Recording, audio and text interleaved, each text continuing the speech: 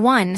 The types of pools. In talking about the different types of pools, it's important to remember 3 common sense qualities that all pools have in common. All pools are gigantic holes in the ground. All pools are filled with water. The water in all pools needs to be filtered or purified in some way to make it safe for personal use. There are some exceptions to these rules. In particular, the first, there are temporary inflatable pools, for example, or above-ground tank-style pools. But these tend not to have the same maintenance issues as classical swimming pools, nor are they as difficult to maintain, nor are they usually as satisfying. We'll cover some specific issues about above-ground pools at the end of this chapter, for those who opt for that often simpler solution. But for the most part, there's one crucial distinction between the different types of swimming pools available to the consumer: the type of lining used. All pools more complicated than an all-swimming hole need to be lined. To understand why, think about how much space in your home insurance policy is devoted to the topic of water damage. Water is an inherently destructive force. It naturally erodes any container into which it's placed, and it weakens stone moldings and the bonds between different construction elements. Generally speaking, it shortens the lifespan of any construction project by at least half. Your pool is no exception. The key to pool maintenance is to think of your pool as a sustained battle between water and container. If you think of your pool in this way, you'll naturally think of the container's attributes designed to defend against water damage and to preserve its structure over time. And you'll understand intuitively what you need to do in order to keep your pool working safely and consistently over the years. The fundamental choice that determines how easy or how difficult it'll be to maintain your pool is the choice of lining material used to make up the container. Fiberglass pools. Fiberglass pools are simply molded housings set into a pool excavation, otherwise known as the giant hole in your backyard. Sand is applied to the concrete housing in order to allow the fiberglass mold to settle and shift while remaining fairly closely packed to the actual earth. Once you've chosen a fiberglass mold style, there's no possibility of shifting or revising it. You're stuck with what you've got. Fiberglass is one of the most popular materials for a number of reasons. For one, it's very easy to mold into a variety of shapes. There are factories that do nothing but dream up different pool shapes and mold fiberglass pools to fit them. On the minus side, all of this factory design work carries with it a certain overhead, and fiberglass pools can be more difficult to install for this reason. The difficulty of designing fiberglass pools also means that, although you have a great number of options for how your pool will be shapes and how it will behave, you don't have any freedom to customize within those options. If none of the factory standard fiberglass pools appeal to you, you don't have any way to design and build a fiberglass pool that you do like, without spending a great deal of money to retain a factory and a dedicated team of pool engineers of your own, that is. Fiberglass also has the advantage of being flexible. That doesn't sound like a huge advantage in pool design, but remember what we said about our basic principle.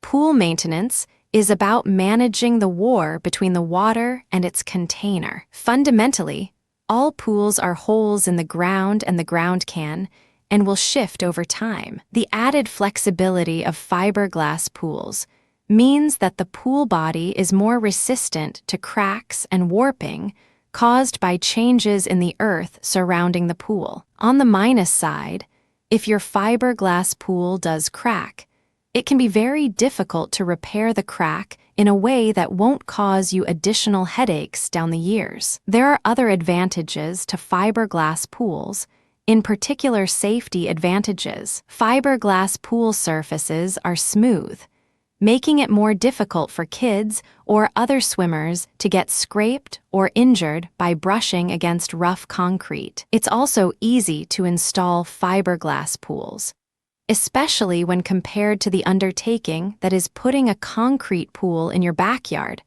a process that can involve weeks of waiting for concrete to dry and a seriously low margin for error if anything goes awry during the construction process. Concrete pools. Concrete pools are the most classic swimming pool option, but bring with them a host of serious disadvantages. Once you have your hole in the ground, the process of building a concrete pool starts with the steel framework. Crossbars of rebar steel are inserted into the ground to provide the pool with a cage of support that's resistant to earth movements. After this, gunite or other sprayable concrete mixtures are applied to the steel framework, allowed to dry, and then recoated in order to smooth the eventual pool as much as possible. Different finishes can then be applied to the pool, depending on price. Tiles, paint,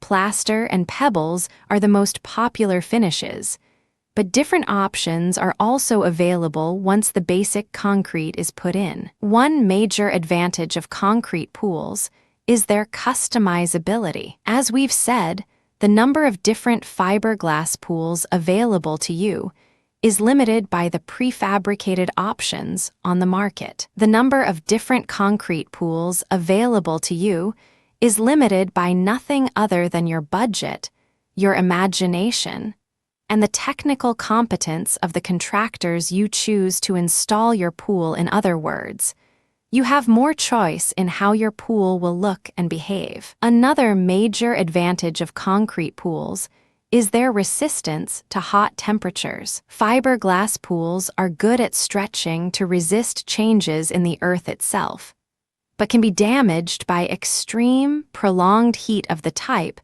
most often found in southern or equatorial regions. In other words, the kind of climate where you'd most often want a swimming pool to begin with. Concrete pools can expand to some extent in order to resist the heat, giving your pool a longer lifetime in extreme temperatures. However, you have a bit more to worry about when it comes to changes in the soil itself. This is the major disadvantage of concrete pools: the difficulty of doing anything if worst comes to worst, and your pool does crack or break under the strain of above-average movement in the earth. Most of the time, concrete pools are a good, safe, flexible option, but in some extreme situations, they are not as good at holding up to natural stresses as fiberglass. As far as other disadvantages go, there's construction time to consider. Concrete pools take substantially longer to install and longer still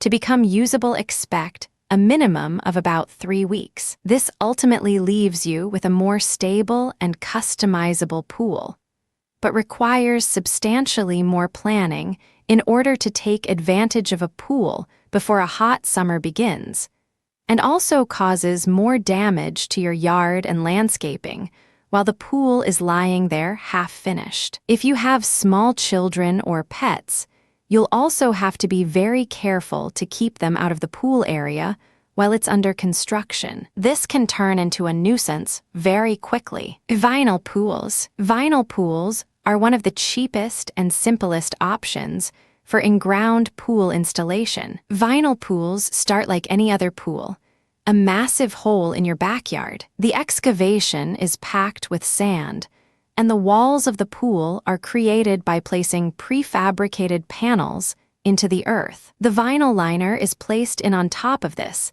and attached to the top of the pool walls, sealing the places where the panels join obvious weak points in the war between water and container. The contractor will cut holes to allow for the placement of skimmers, drains, and other plumbing/drainage features. And then the space between the vinyl lining and the pool walls is stuffed with backfill in order to ensure that the lining won't shift too much. Vinyl have the distinct advantage of being very good for cold weather climates, since they make it very easy to winterize your pool by simply draining the water. Concrete and fiberglass pools are designed to hold water constantly, and they can suffer some major problems if allowed to drain for too long. As we'll see in our chapter on winterizing, a lot of extra work is needed to allow these pools to remain full over the cold months without letting the water freeze and damage the plumbing. Vinyl pools avoid these problems by simply letting you drain the whole thing easily for the winter. But despite their basic simplicity, vinyl pools bring with them a host of maintenance issues. The vinyl covering is very sensitive to scratches,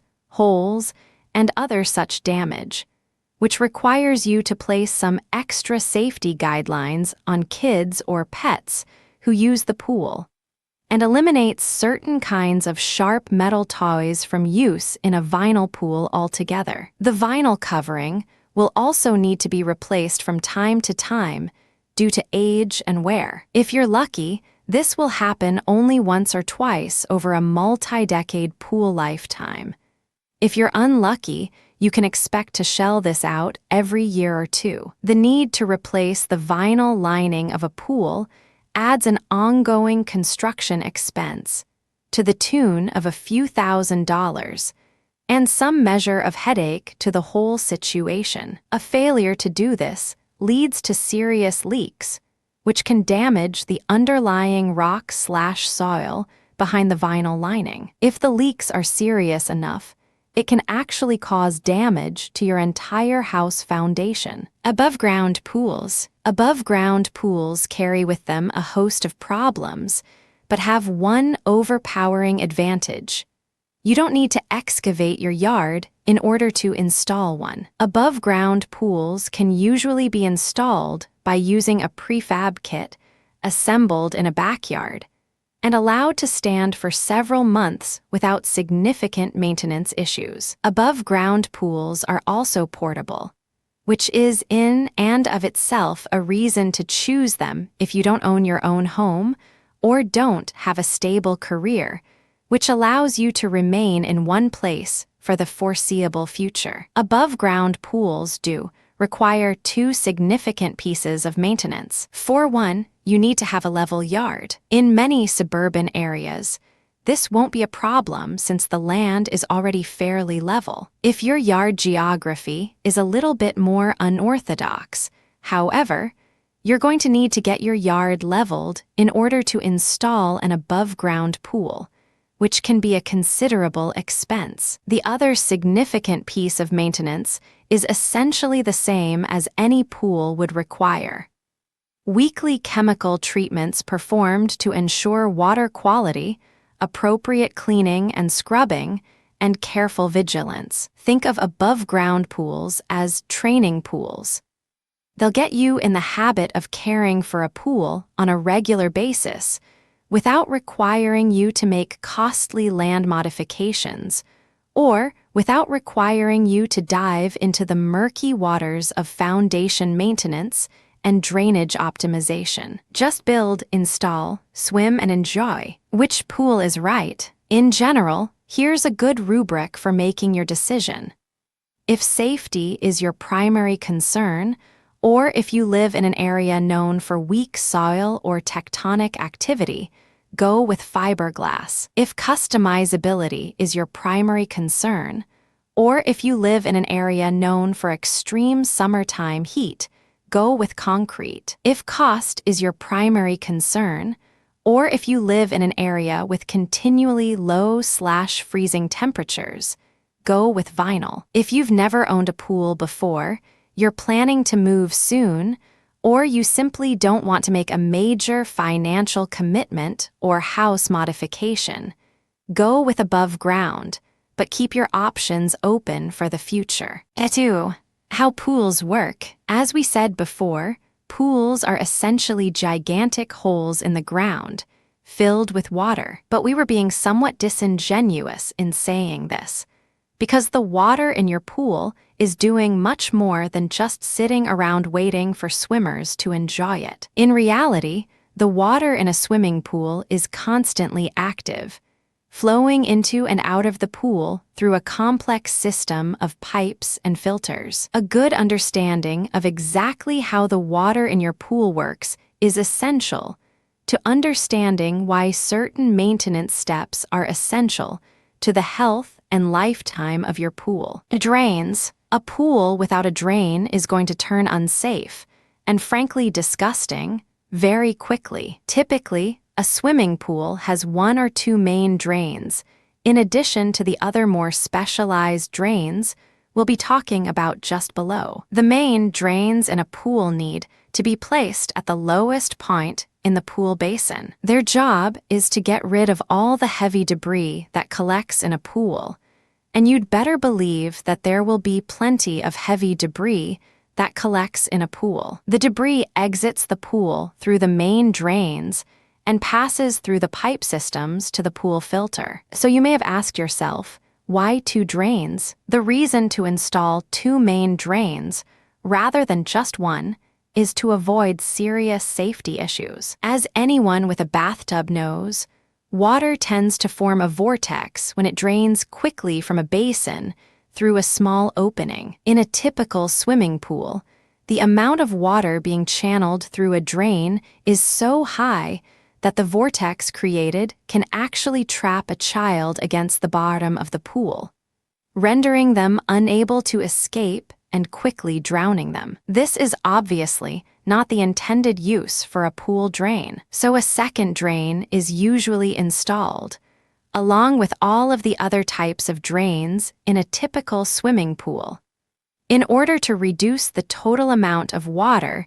that needs to drain from a single opening in the pool basin. Drains should also be outfitted with anti-vortex coverings, which help to regulate pool drainage and prevent dangerous vortexes from forming. Skimmers. Main drains help to clear all of the heavy debris from a pool. Skimmer drains help to clear all of the light debris that floats on the surface of a pool. This may seem like a minor or simply cosmetic problem, but even over the space of one day, a serious amount of debris can form on the surface of the water in your pool, from fallen leaves to summer insects to worse. The skimmer drain allows water to sluice cleanly from the top of the pool through the skimmer basket, filtering out large amounts of debris before it can enter the filtration system. Skimmer drains are usually equipped with a floating weir,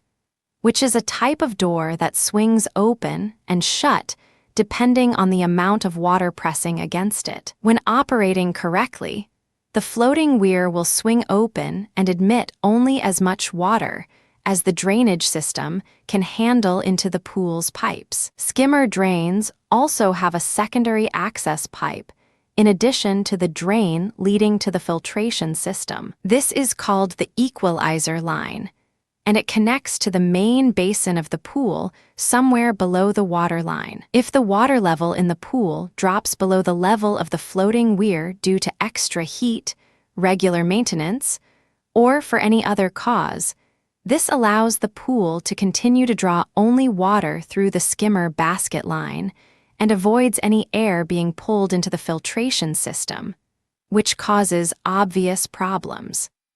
The equalizer line needs to be outfitted with an anti-vortex covering, just like the main drains. Pump systems. The water doesn't travel through the drain by gravity and water pressure alone. In order to make the pool run efficiently, an electrical pump system needs to be used. The pump system is simply a small pump casing connected to the various drains and pipes that service the pool. It's usually kept out of sight from the rest of the pool, in part because it's not really appealing to look at, similar to the reason human internal organs are kept inside the body, not outside, and in part because keeping the pump out of sight also keeps it safe, ditto with human internal organs.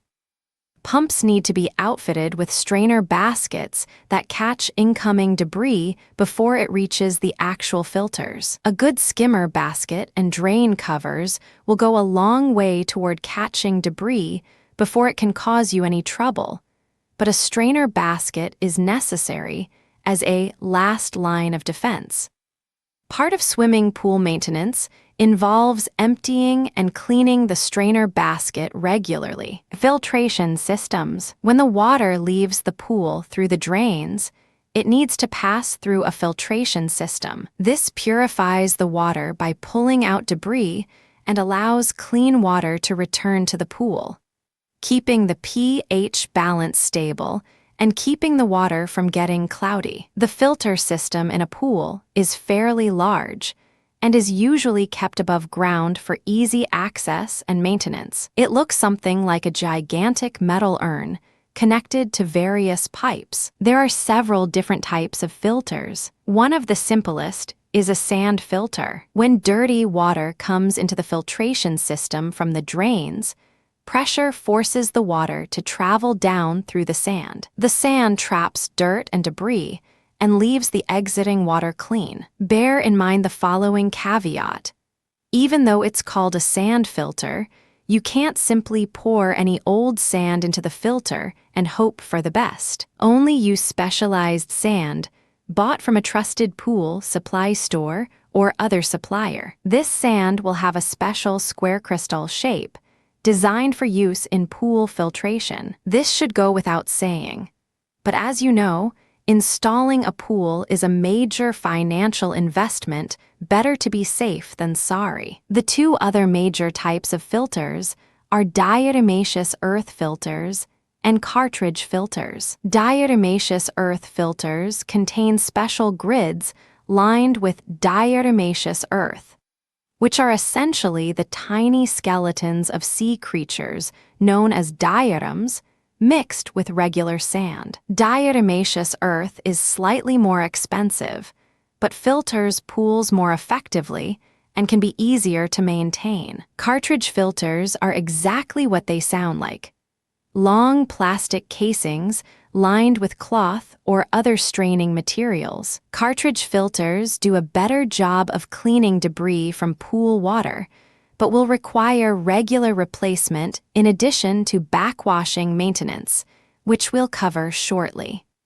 Return valves. Once water leaves the filter, it can go to one of two places. One is the city sewer system. The other is the pool. The return valve is the connection from the bottom of the filter tank, where clean water collects, to the pool itself. Return valves also generate a great deal of suction during use and should be covered by anti-vortex coverings if possible. Ideally, your pool will have more than one return valve to minimize any problems caused by vortex formation. Return valves are the tiny jets that come out of the side of the pool, and any kids using the pool should be warned not to block the water flowing in through the jets in order to avoid any problems with creating extra suction in the filtration system. Again, this seems like common sense, but for some reason kids naturally love to block off the return valves in a pool.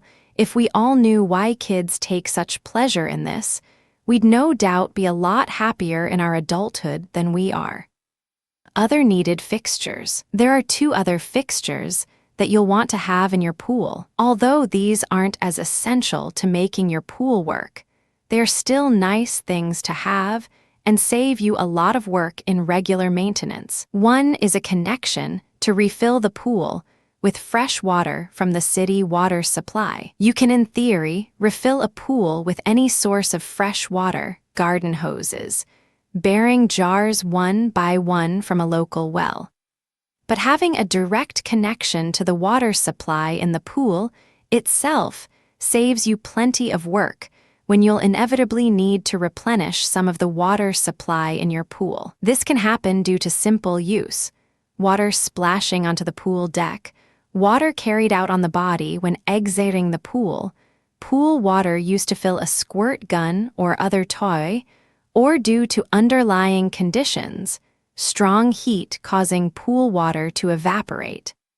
It's worth the time and extra expense to simply install this connection when you install the pool itself. The other optional but vital fixture in a pool is the vacuum port. This is used to attach pool vacuum cleaners to the filtration system of the pool. Hold on, you may be thinking, I already have all of these fancy drains to catch debris and dirt on the bottom of the water, as well as on the surface. Why should I need to have a vacuum cleaner as well? The answer is simply that as efficient as your main drains and skimmers are, they can't catch every little bit of dirt and debris. If you have a concrete pool in particular, lots of dirt will collect in the rough patches of concrete or plaster that line the pool basin. The drain could handle this dirt if the dirt ever made it to the drain, but it usually remains trapped along the side of the pool,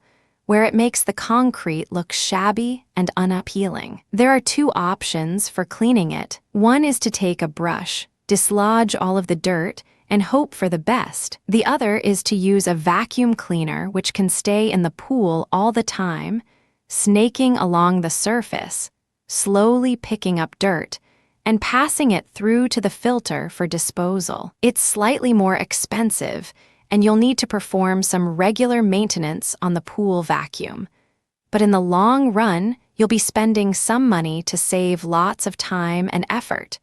Usually a good bargain. One thing to watch out for when choosing a pool vacuum: pay attention to how the pool vacuum works. Some pool vacuums have their own onboard pumps and motors, while some work by drawing suction power from the pool's main pump system. There are advantages and disadvantages to both options. Generally speaking, having an onboard pump for a pool vacuum is probably the better idea, since it puts less overall stress on your pool and ensures that if there's a problem with your pump system, you can at least keep the pool somewhat clean while the problem is being fixed. Having an onboard pump involves some extra maintenance on your part, however, and probably some ongoing costs in terms of keeping the vacuum motor/pump assembly powered and operating. As long as you have some kind of vacuum,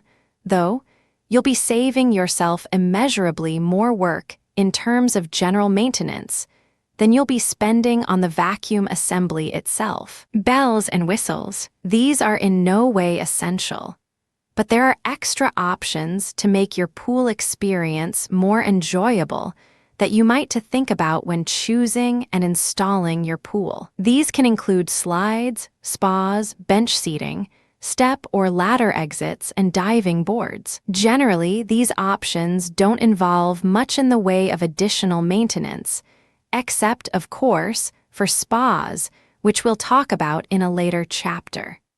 When choosing bells and whistles for your pool, the most prudent thing to think about is safety. Some kind of pool exit is a must to prevent people from injuring themselves by slipping when they're climbing out of a pool along the side. Ladders are a cheap option, but bench seatings or molded steps are usually safer and more visually attractive. Any extra molding you put into your pool basin will give dirt and debris more of a chance to collect, however, and will cost you more in terms of overall maintenance time. Usually, the extra enjoyment you'll get out of the pool will offset this extra maintenance, but it's still a good idea to be aware of these things before the gigantic hole is dug in your backyard, as I'm sure you'd agree. Essentially, that's all there is to the functioning parts of a pool. There's just one big issue in keeping your pool working that we need to cover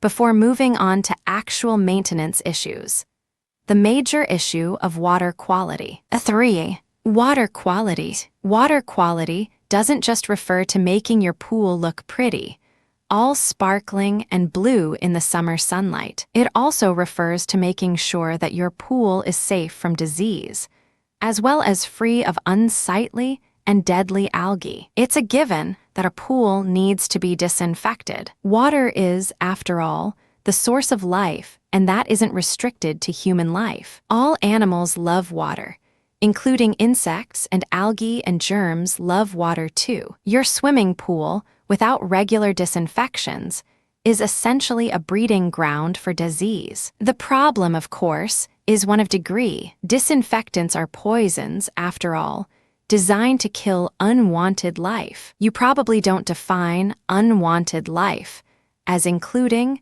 the friends and family members who use your pool.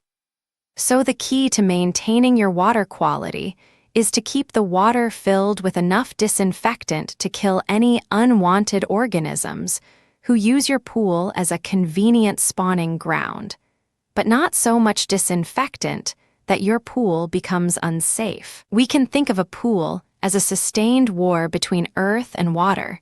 As we said, think of your pool water as a sustained war between safe water and clean water. Chlorine pools. Chlorine is the oldest method of sanitizing public pools, and still one of the best. If you're a first-time pool owner, or if you just want to get your feet wet with pool maintenance, chlorine is most likely what you'll want to use. The special chemical properties of chlorine make it ideal for use in swimming pools as opposed to, say, muriatic acid or some other more frightening option. Not that chlorine in and of itself isn't frightening. Chlorine gas has long been a weapon used in modern warfare, but when mixed with water, chlorine has a history of doing the job you want it to do without working overtime.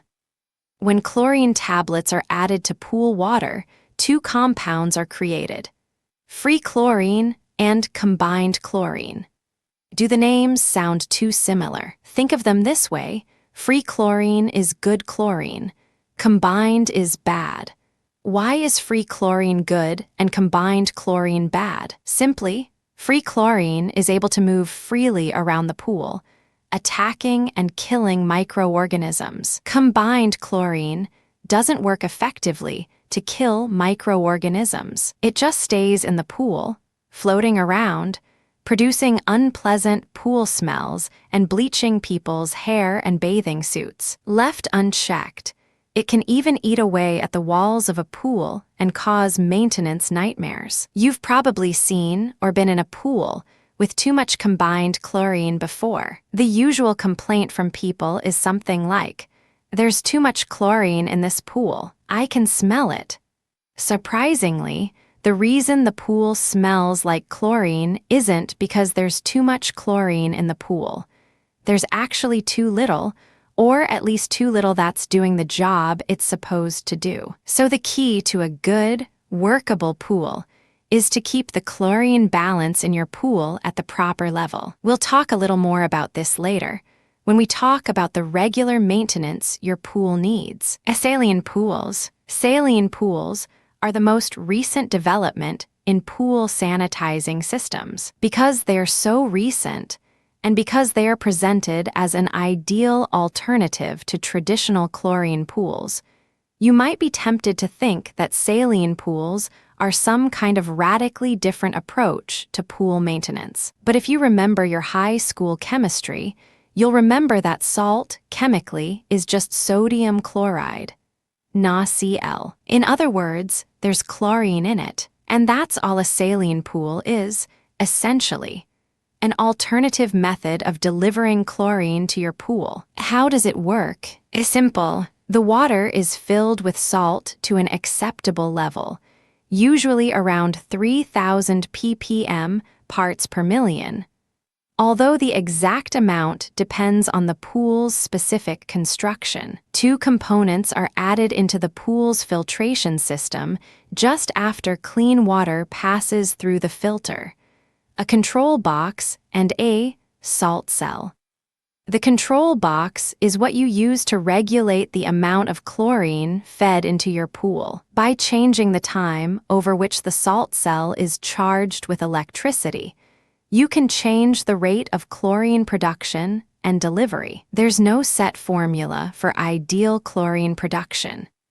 Either follow your pool installer's recommendations, or if you've decided to install your pool yourself, maintain a chlorine level that keeps the water at an ideal pH balance. When the control box is charging the salt cell converts the salt in the water into natural chlorine. It does this through an electrolytic process. The salt cell is filled with metal plates, which carry alternating positive and negative charges. When the cell is active, the water is electrified, which forces the salt in it to break down chemically into sodium deposits and natural chlorine. The chlorine then flows back into the water through the returns. You don't need to really know anything about how that chemical reaction works in order to maintain a saline pool. Just know that salt water goes in, chlorinated water comes out. But you've probably already spotted one maintenance issue with saline pools from that decision.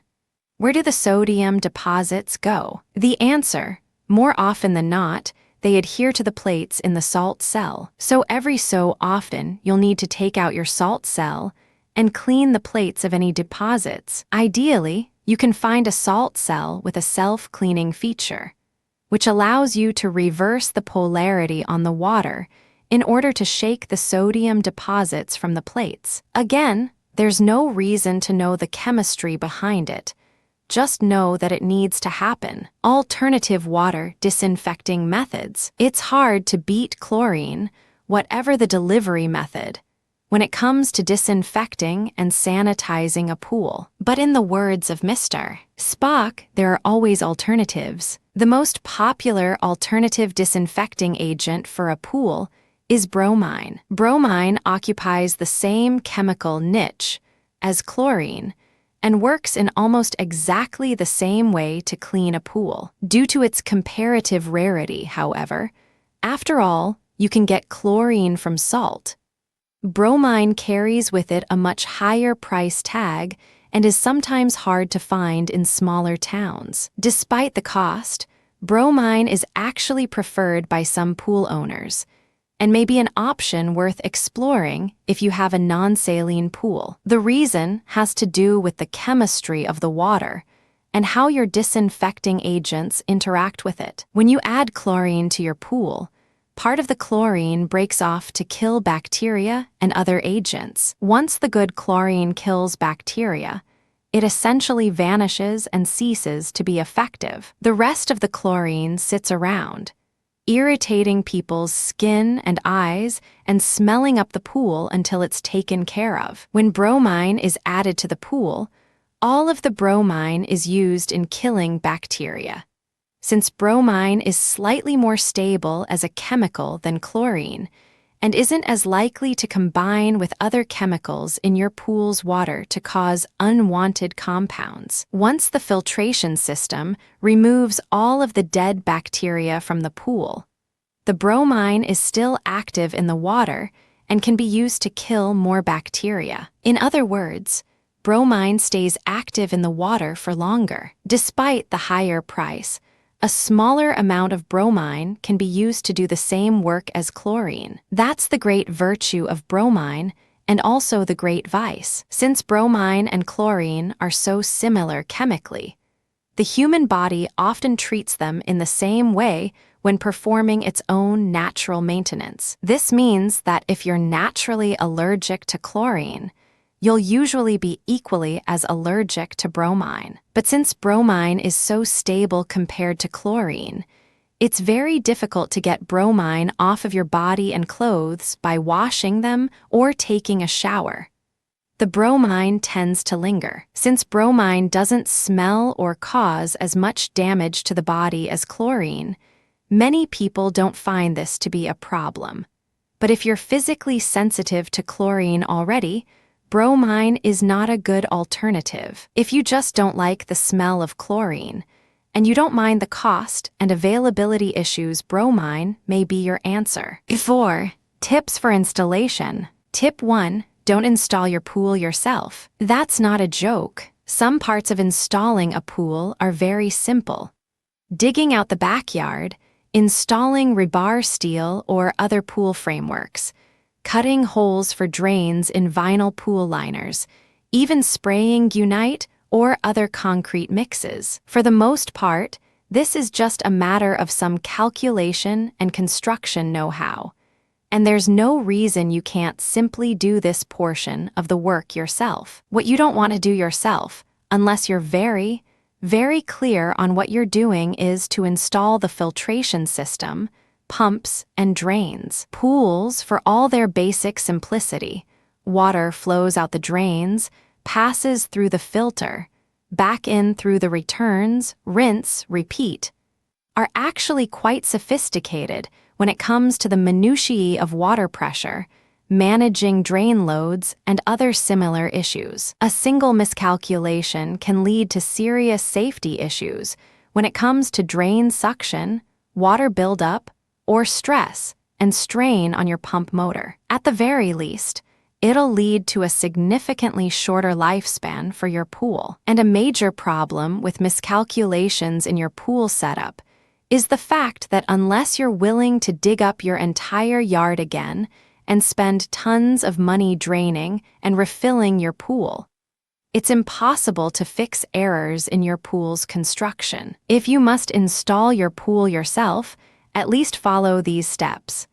Speak to a contractor who's had some experience with pool installation. Ask if he or she would be willing to evaluate your yard and existing plumbing in order to point out any serious potential problems during excavation and installation. This will cost you some money, but will save you plenty of headaches. Imagine how horrible it would be, for example, to be merrily digging out your backyard when you strike a trunk cable line or water main. Secure all the materials you'll need well before you start. The only exception to this should be pool chemicals, since these can go bad easily if improperly stored, wasting your money, and you won't really be able to use them in your pool until sometime after construction is complete and the pool is filled, since they can cause damage to fresh construction. Secure any help you'll have for the installation project well in advance. If you're hiring laborers to help you, or just asking friends or relatives for some support, make sure you have a good schedule for your most demanding tasks. Installing the pool basin if you're working with a fiberglass pool, or spraying and smoothing Unite if you're working with a concrete pool. And make sure they'll be available to help out. Set up a good timetable for installation and stick to it. The longer a pool remains unfilled and incomplete, the more chances there are for problems. Filling a pool adds so much weight to it that it helps it to remain anchored in place. And if you're not careful to move quickly from installing the basin to filling the pool with water, you can easily face a situation where your basin pops out of the ground, cracks, or other horror stories. If you're only able to work on your pool on weekends, be sure to set up your schedule so you can make the most out of necessary drying times, settling times, or other planned time gaps. Expect to spend at least 2 to 3 weeks installing your pool, more if you're doing a particularly complex installation, e.g., concrete, spas, or advanced molding. Seriously, don't do this yourself. Find a reputable contractor with whom you're comfortable working, and make sure to supervise them closely using the knowledge you have from this book about how pools work. You'll save yourself an infinite amount of hassle, you'll avoid lots of future problems, and you'll understand how your pool is put together so you'll be better able to maintain it. 5. Regular maintenance. So at this point, we've covered all of the components of a pool. We know about the advantages and disadvantages of each basin type, about all of the parts that fit together to make a pool work, and about how disinfectants ensure both water quality and personal safety for the people using the pool. In other words, we've done all of the hard work. Now it's time to use all of that information to talk about exactly how one goes about maintaining a pool for regular use. Once you understand how the parts of a pool fit together, this is simple. Just keep the way a pool works in the back of your mind, and make sure that you take care of any problems that stand in the way of the pool's working. Need more specifics? Press on filter maintenance and backwashing. One of the most critical components of the pool, as we've discussed, is the filtration system. It does all of the hard work of keeping the pool water free of debris, safe for use, and pleasant to look at. In the process of doing all of this hard work, it's naturally exposed to all of the worst things a pool has to offer in terms of dirt, oil, and other accumulations of gunk. So the filter is one of the most critical pieces of equipment to keep working. How often should you run your pool filter? The answer depends on the size of the pool and the climate outside. Generally speaking, you'll want to run your pool about 6 hours a day during less hot months, probably from the time you start using the pool up to about Memorial Day. When the weather is hotter and the pool gets used more often, it's more important to maintain water quality in order to avoid damage from the climate and from dirt and grit in the water. After Memorial Day until roughly Labor Day, it's a good idea to run your pool filter for at least 12 or so hours every day. At the very least, make sure your pool motor is running whenever people are actually using the pool. If you follow these guidelines, you'll keep your water looking nice and clean in 99% of situations. So what about that other 1%? When your water starts turning green and cloudy, and regular filter use doesn't seem to be doing anything to fix it, there are 3 options. 1. Run your filter more. 2. Backwash the filtration system. 3. Brute force the water clarity by using bleach or other disinfecting agents. Try these options in this order. Running your filter more is often a reasonable way to solve persistent clarity problems. Simply run your filter constantly, 24/7, until your water clarity gets back to normal. The only real limit on this strategy is the amount of money you have in your utilities budget, since you'll be spending a lot of extra electricity to keep your motor running this often and the patience of your neighbors, since your pool pump's motor will be making much more noise than normal during nighttime hours. If this fails, you can resort to the second option, performing backwashing maintenance on your pool. What is backwashing maintenance? Answer: along with maintaining water quality, backwashing is the single most important thing you can do to ensure the health of your pool. Eventually, so much debris passes through the sand filter that it becomes clogged, and it slows down significantly in filtering and cleaning the water. Backwashing cleans the filters so that they can again work efficiently in keeping the water free of debris. To backwash a pool, the owner closes off the valves that transmit the clean water to the pool returns, as well as the valve that brings dirty water in through the drains. Another valve is opened, one that transmits wastewater to the city sewer system. The pool pump is used to flush water backward through the filter. This forces all the collected debris out of the sand, diatomaceous earth, or cartridge filter and washes it away into the city sewer system.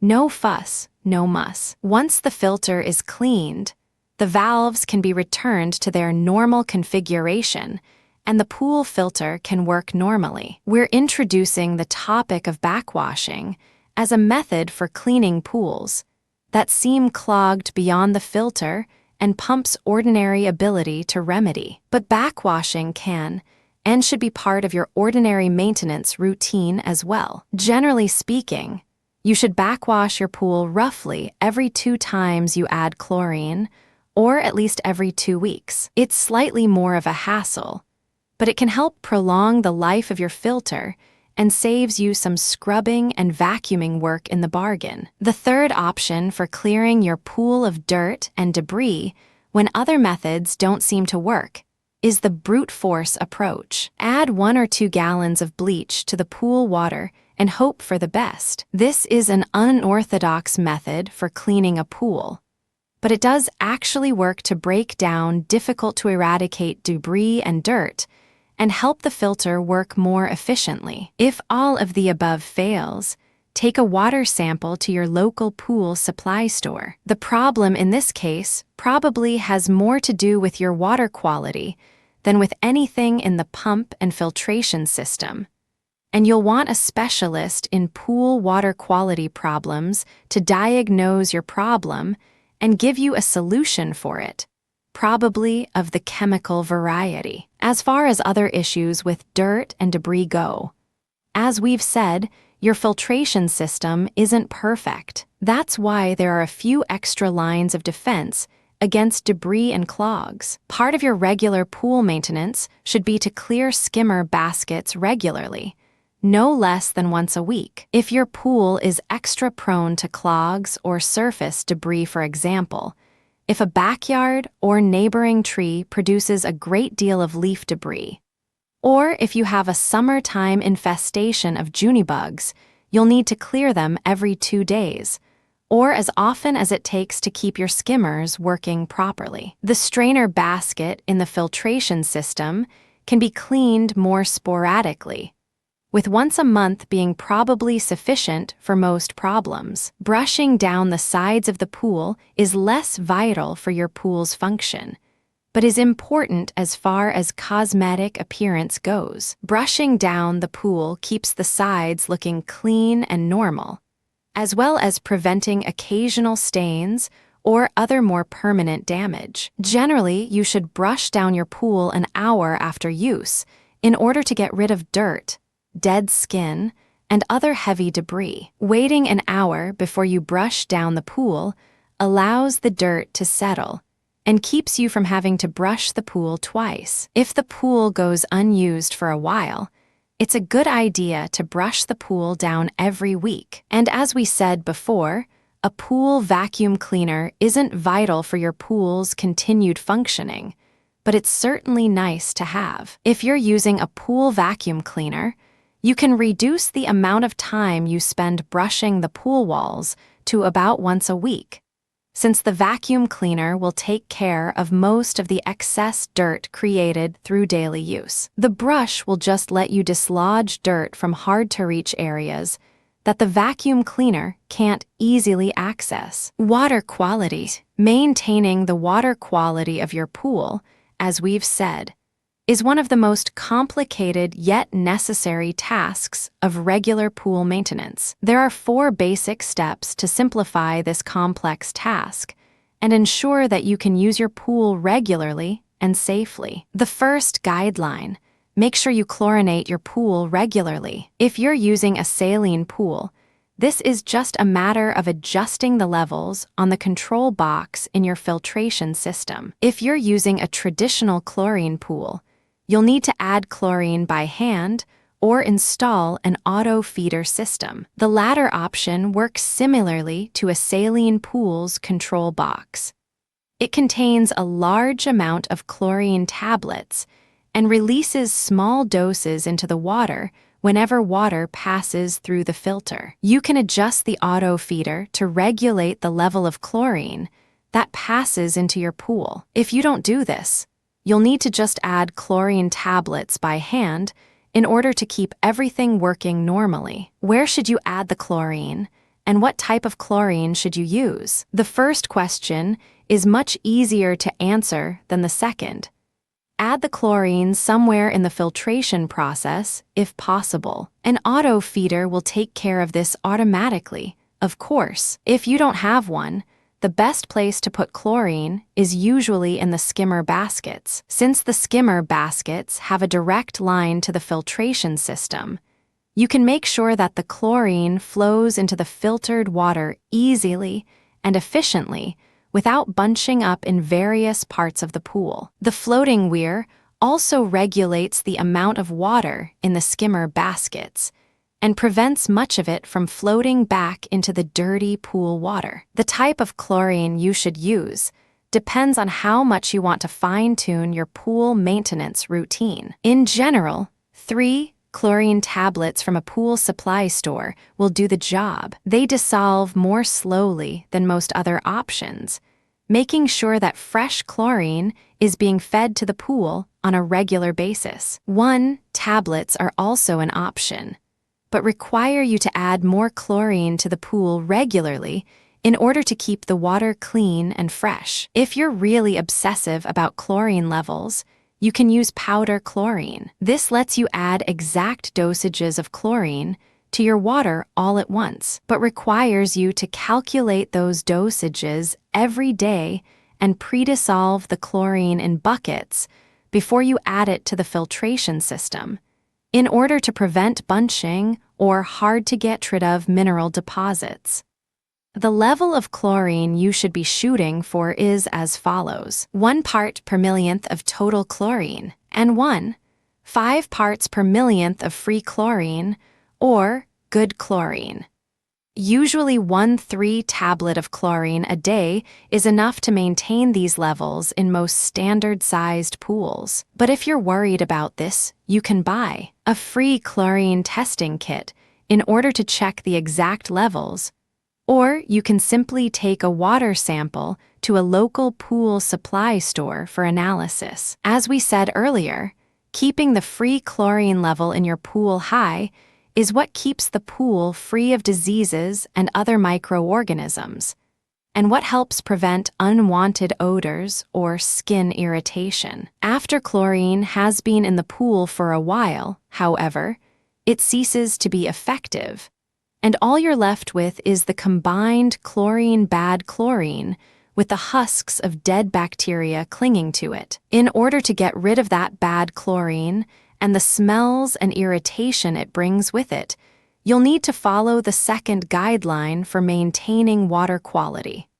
shock treatment. This sounds more frightening than it is. The rule for shocking your pool is: once a week, add 5 to 10 times the amount of chlorine you would usually add to your pool. You can do this by simply adding additional tablets, or you can do it by dumping powdered chlorine directly into the dirty pool water and running your filtration system. The new mega dosage of chlorine will flood the pool with additional free chlorine and help to clear out the bad chlorine that lingers. In addition to regularly shocking the pool, you should perform shock treatments in the following situations.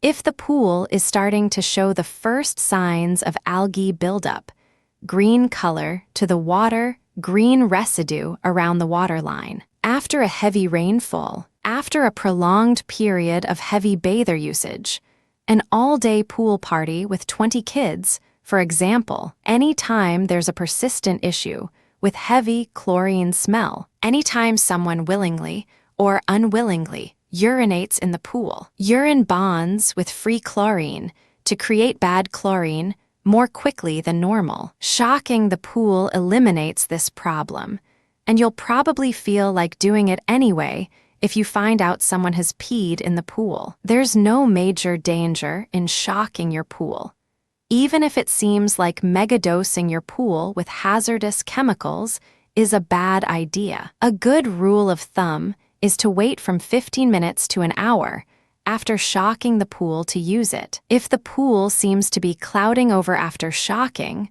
don't use it. The free chlorine isn't doing its job right, and you may have a problem with your water's pH level. Get the water tested and fix the issue before you use the pool. One additional note: we mention megadoses of chlorine here as your major shock treatment option because it's convenient to use the chemicals that you already have on hand. There are plenty of other options for shock treatments, however, all of them available at a good pool supply store. If you're worried about megadosing your pool with chlorine for some reason, or if your water quality requires a lower amount of chlorine than normal to remain in the ideal range, you might want to explore some of these alternatives. The third major guideline for maintaining water quality: keep your pool water's pH balance between 7.2 and 7.8. The pH balance is a measure of the pool's acidity. A high pH balance indicates a high measure of alkalinity.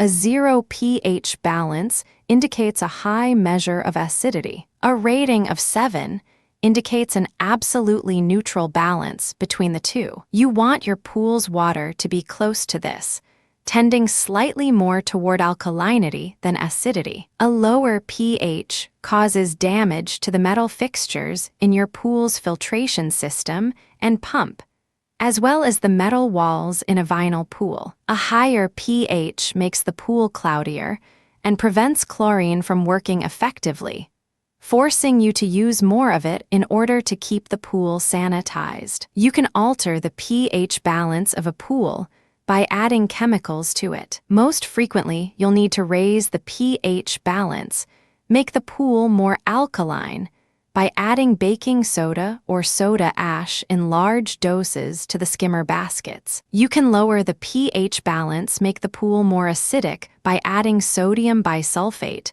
or, yes, chlorine. How much of each you'll need to add in order to adjust the pH depends more than anything on the groundwater in your area. It's a good idea to take a water sample to a pool supply store as soon as you've installed your pool and added your first regular dose of chlorine to get an idea of your baseline pH. You can then buy the chemicals you'll need in order to keep your pH within the proper range. And you can make adding those chemicals part of your weekly maintenance routine. Summary: regular maintenance schedule. Daily maintenance: add chlorine to the pool. Run the filtration system from 6 to 12 hours, depending on the time of year. Weekly maintenance: brush down the pool sides. Shock the pool with megadoses of chlorine. Backwash the pool filter. Add any chemicals needed to maintain an ideal pH balance. Clean the skimmer baskets or any other obvious clogs. Spa maintenance. Maintaining a spa is almost exactly the same as maintaining a pool. The same filtration systems, chlorination issues, and other issues apply. The major differences between a spa and a pool are the frequency with which you'll need to brush the walls and issues related to the heater. Since a spa is invariably more enclosed than a pool, there are more tiny cracks into which dirt and debris can creep. You'll need to brush down the interior of a spa more frequently in order to release that dirt and debris. This is a common sense issue if you know about how pools work, but many people tend to forget it and wonder why their spa gets so much dirtier than their pool. If you give the spa a quick brush down every day, you'll avoid having to do more elaborate and tiresome cleanups once a week, and you'll keep your spa looking nicer for longer. Since spas are almost always kept separate from the main body of the pool, there are issues related to the cleanness of the water's surface that you'll have to deal with. There aren't usually skimmer baskets in a spa. For example, many people solve this problem by putting the water return for the filtration system in the spa and setting up a spillway leading from the spa to the pool. This lets the surface debris from the spa float into the pool,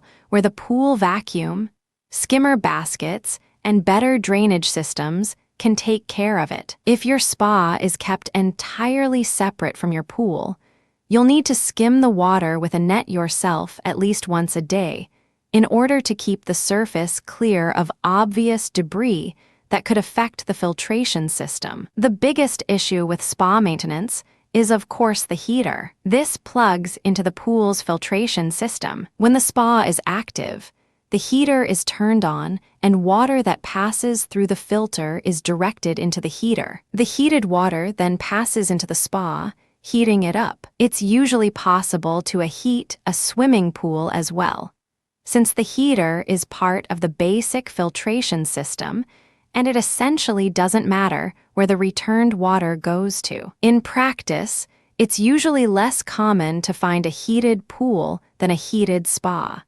simply because it takes much more energy to heat a water volume that's anywhere from 5 to 20 times as great as the spas. The cost of heating a pool makes it a nice option for an occasional fall pool party, and a terrible option for everyday use. Maintaining the heater is fairly simple, considering that it's essentially a massive outdoor heating coil. The big choice you have to make is whether to go with natural gas or electricity for your energy source. If natural gas is available, it should be the immediate choice since it's substantially cheaper and more efficient at heating water. Electricity will take longer to heat the water and will likely cost you additional money in utilities. There are also options for wood heating or solar panel heating, but they usually involve substantial installation requirements that are somewhat beyond the scope of this book. The basic logic of connecting everything to the spa itself is the same. If you do go with an electrical heater, use common sense. Keep the heater a safe distance away from the rest of the pool. Usually a pool shed with other filtration pipes is a safe place, as long as everything else works as it should. Most spa heaters are designed to shield sensitive electric components from the water, but better to be safe than sorry. A7. Winterizing and weather. Despite what Brian Wilson and the Beach Boys may tell you, the summer is not endless, and sometimes you'll have to close up your pool for the cold weather months. If you live in a warmer climate with an extremely low frequency of below freezing temperatures, you don't need to be quite so aggressive when winterizing your pool. But in colder climates anywhere with more than 2 weeks of days with below freezing weather, on average you need to be aggressive indeed to make sure that your pool's entire underground pipe system is completely cleaned out of water. If water freezes underground during the winter, it'll crack your pipes, allowing water to leak into the earth surrounding your pool. If that happens, expect to pay plenty in repairs, and expect to have a useless hole in the ground while you wait for everything to be fixed. The steps to winterizing your pool are as follows. Backwash your pool filter thoroughly. Drain out any filter tanks, disconnect any cartridge filters, and shop vac any filter connections in order to ensure that all of the water is gone. Disconnect your pool pump and filter. Make sure again that there's no water remaining in the pump. Loosen all pipe fittings in your filtration system to make sure that no water collects, expands, and cracks the pipes. Remove the skimmer baskets entirely and store them in a safe place. Hook up a shop vac to the pipe fittings in the filtration system. Again, make sure that the pump and filter are out of the picture at this point or face futility. Blow out all of the water from the return pipe system first. When you see air bubbles start to form in the pool water, you'll know that the pipe is cleared out. Plug the water returns tightly on the side of the pool. Do the same for the skimmer baskets and the vacuum port. Gizmos are fittings specially designed for winterizing skimmer baskets and should be used to plug the skimmer basket drains. Blow all of the water out of the main drains. Since it's impossible to conveniently plug the main drains in the pool itself, quickly plug the main drain pipes in your filter area. This should create an airtight seal, which will prevent most water from breaking into the underground main drain pipes over the winter. Wait a minute, you've been saying through the last 3 points, I don't have a shop vac. Okay, it's not as good of an option since you're not getting rid of all of the underground water. But you can avoid having to blow out any pipes by simply draining water from your pool until the water is below the skimmer basket level. This can cause stress on your pool basin and leaves you vulnerable to some types of ice damage. So if you can blow the water out of your pipes, do it. But if you can't and you feel like taking risks, go for this option. Once all of the drains are closed up, add winterizing chemicals available at a pool supply store to the pool water. Make sure you add a shock treatment as well, since in order to keep the pool safe over the winter, you'll need to keep the chlorine content of the water extremely high, ideally around 3 ppm or triple the normal level of combined chlorine. Place a winter cover over the pool. If your pool cover has ripped during the summer, don't take chances.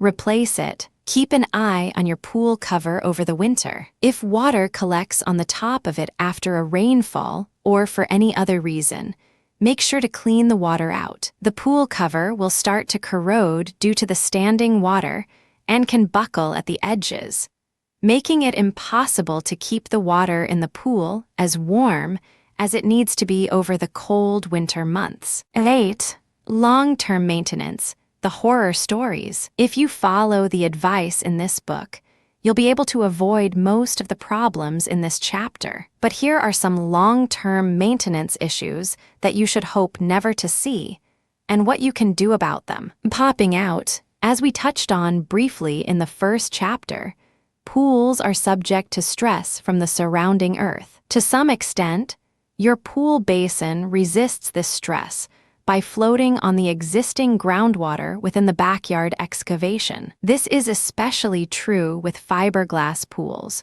which are essentially nothing more than boat hulls with drains attached. Ordinarily, the water in the pool weighs the pool basin down enough to counteract this buoyancy, but changes in the groundwater, evaporation of the water in the pool, or the need to drain the pool for some extended cleaning, something you shouldn't do unless there's an extreme emergency, can lead to the pool basin actually popping out of the ground. In this situation, you have two options. Refill the pool and hope for the best, not the ideal option. Bring in a contractor. He'll have to remove the pool basin and modify your existing pool excavation in order to fit the basin as well as it did when the pool was freshly dug. While your pool basin is removed, you can of course check it for any leaks, signs of other wear, or anything else that'll help take the sting of paying for major repairs out of the way. You can avoid this problem and the nightmares associated with it first of all by following our advice in Chapter 4 and not trying to install your pool yourself. It's also a good idea to keep the level of water in your pool high and to make sure you maintain the water's pH balance to avoid any corrosion, which can lead to leaks and faster erosion of the earth surrounding your pool. Vinyl tears. It's not the title of a 1980s exploitation movie.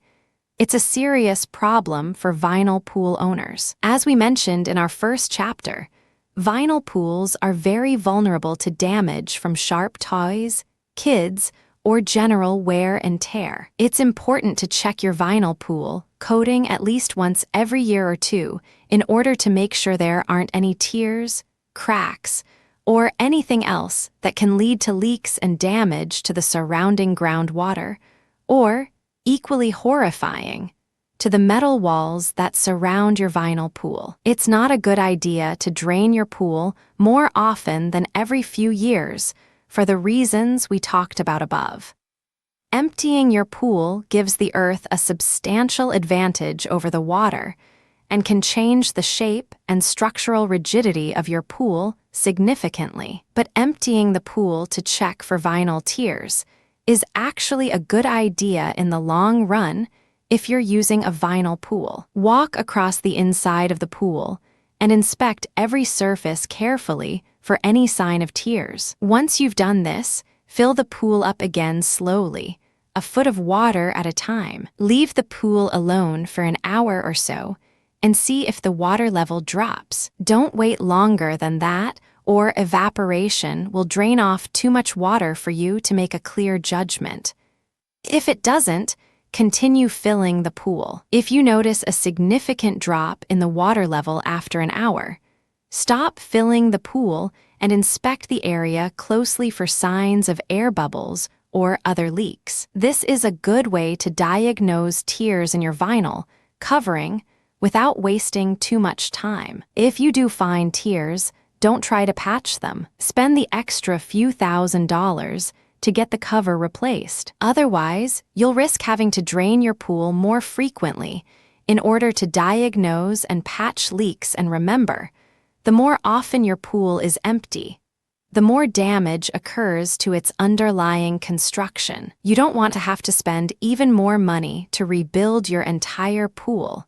Spend a little bit more up front and make sure it's done right. It's not all that horrifying. And again, remember, the situations in this chapter are horror stories, worst-case scenarios. If you follow the daily and weekly maintenance recommendations in this book religiously, if you make sure that your pool is built right from the ground up, and if you enjoy the pool responsibly with an eye to water quality and avoiding leaks and damage, your pool will last you for years, and you'll have a piece of that easy life. That's the reason, after all, that we all wanted swimming pools in the first place, even if they are a pain in the neck.